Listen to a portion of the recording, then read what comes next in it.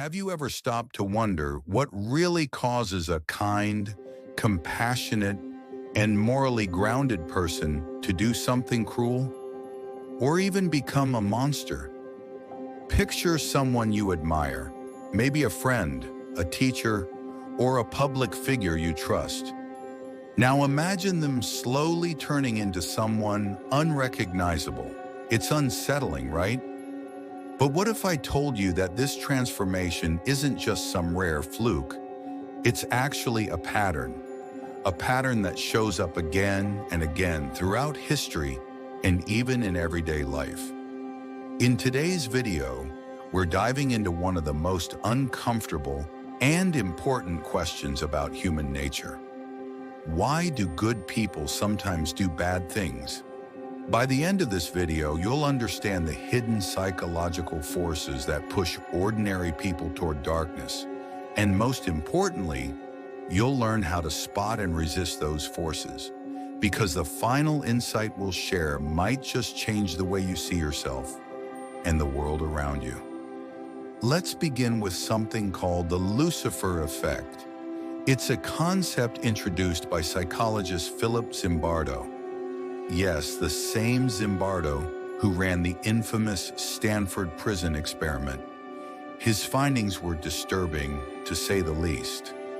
What he discovered was that our environment, the roles we take on, and the people we obey can twist even the kindest people into doing harm. If you think that's just theoretical, think again. History is full of real-world examples. Guards at Nazi concentration camps, soldiers involved in ethnic cleansing, even regular people who stood by in silence as awful things happened around them. Most of them weren't born evil. They were just human, caught in situations that brought out their worst selves. So why does this happen? It's a mix of psychological and social forces. Let's start with one of the most powerful: authority. Back in the 1960s, psychologist Stanley Milgram ran a now famous obedience experiment. He asked participants to deliver what they thought were painful electric shocks to another person, who in reality was just an actor pretending to be in pain. The shocking part? Most people went through with it, despite believing they were causing real harm, just because someone in a lab coat told them to. Now think about your own life. How often do we follow orders without really thinking them through? Maybe it's a boss, a politician, a cultural norm. What would you do if someone in power told you to compromise your values for the greater good? And that brings us to another key ingredient: dehumanization. When we start seeing others as less than human, when we label them, stereotype them, or call them the enemy, it becomes much easier to justify cruelty. We've seen this over and over in war, propaganda, and yes, even in the way we talk about people online. It's hard to harm someone when you truly see them as human. But once you stop seeing them that way, anything becomes possible. Now here's where things get even trickier. It's not just authority and dehumanization that push people toward darkness. There's another mechanism at play, something called moral disengagement. It's basically the mental gymnastics we do to convince ourselves that our harmful actions are somehow okay. We tell ourselves things like, well, they deserved it. Everyone else is doing it. It's not really my responsibility. And over time, this thinking chips away at our moral compass. Take Adolf Hitler, for example. He didn't just rely on brute force. He strategically manipulated fear, prejudice, and propaganda to justify some of the worst atrocities in human history. People weren't just following orders. They genuinely believed what they were doing was right. But this influence isn't always used for evil. On the flip side, leaders like Mahatma Gandhi and Martin Luther King Jr. used their voices to unite people and spark powerful movements for justice and equality. That's the thing. Leadership, like influence, is a tool. It's neutral.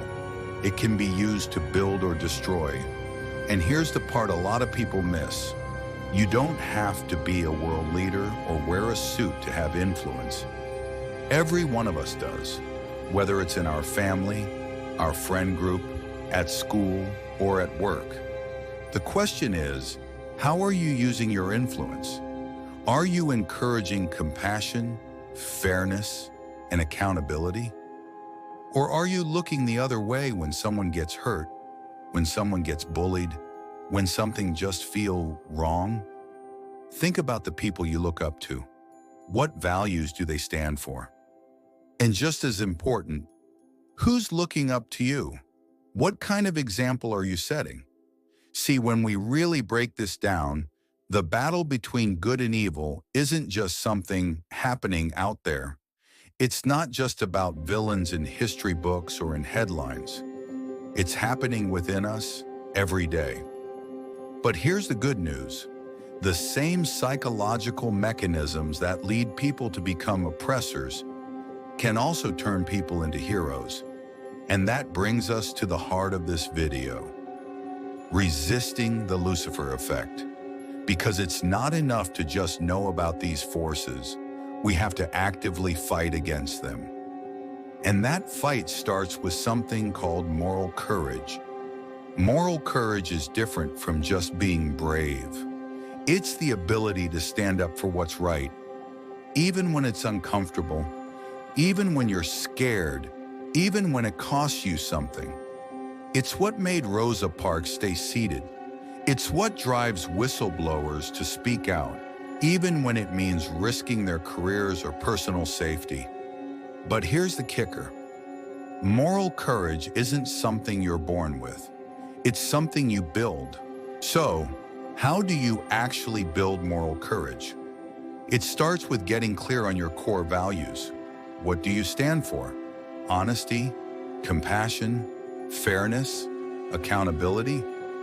Once you know your values, the next step is to ask yourself, am I living in alignment with them? Think back to moments where you faced a tough decision. Did you act according to what you believe in? Or did you stay silent, go along with the crowd, or avoid the conflict? Here's a super practical tool. Start visualizing difficult situations before they happen. Ask yourself, what would I do if I saw someone getting bullied at work? How would I respond if I were pressured to do something unethical? By mentally rehearsing these moments, you actually train yourself to act more decisively when they show up in real life. Another powerful strategy is surrounding yourself with people who share your values. The truth is, we're social creatures. The people around us have a huge influence on how we think and behave. So when you build strong connections with folks who are kind, honest, and principled, it makes it a lot easier to resist negative pressure. But let's get real. Sometimes it's not about individuals. Sometimes you're in an entire system that's pushing you to compromise your values. That's where situational awareness becomes crucial. Situational awareness means paying attention to the subtle dynamics that shape behavior, especially group norms. What's considered normal here? What kind of behavior gets rewarded? Is there something messed up that everyone's just accepting as okay? The moment you start noticing those patterns, you give yourself the power to question them.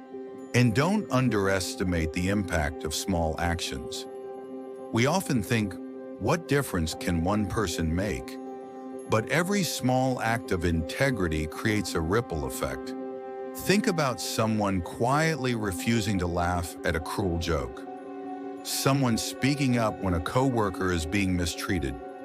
Someone choosing kindness over sarcasm or indifference. These things matter. Also, self-reflection. It's underrated but game-changing. Socrates said, "The unexamined life is not worth living." Take a few minutes each day to ask yourself, What motivated my actions today? Did I treat people with empathy and respect? Were there moments I stayed silent when I should have spoken up? This isn't about guilt or perfection. It's about progress. Bit by bit, you sharpen your ability to choose what's right, even when it's not easy. So can we ever totally defeat the Lucifer effect? Maybe not completely, but we can build something even stronger. What psychologist Philip Zimbardo calls a heroic imagination. That's the belief that you, yes, you, can make a difference. That heroism isn't just for the chosen few, it's for regular people in everyday moments. Look for chances to practice small acts of heroism. Stand up for someone, offer help, listen deeply, challenge a harmful norm. Read the stories of real-life changemakers. Let their courage light the path forward. And here's the most powerful realization of all. The line between good and evil isn't us versus them. As Alexander Solzhenitsyn put it, the line between good and evil runs through every human heart. That's not a scary thought, it's a hopeful one, because it means the power to choose lies in all of us. Every moment is a new chance to choose integrity over indifference, courage over silence, and compassion over cruelty. So the next time you're faced with a tough choice, remember, you do have the power to make a difference. The question is, will you? Thanks for watching. Let's keep this conversation going in the comments below. And if this video gave you something to think about, give it a like, share it with someone who needs to hear it, and hit subscribe for more deep dives into the human mind and spirit. You matter. Your choices matter. Be the light.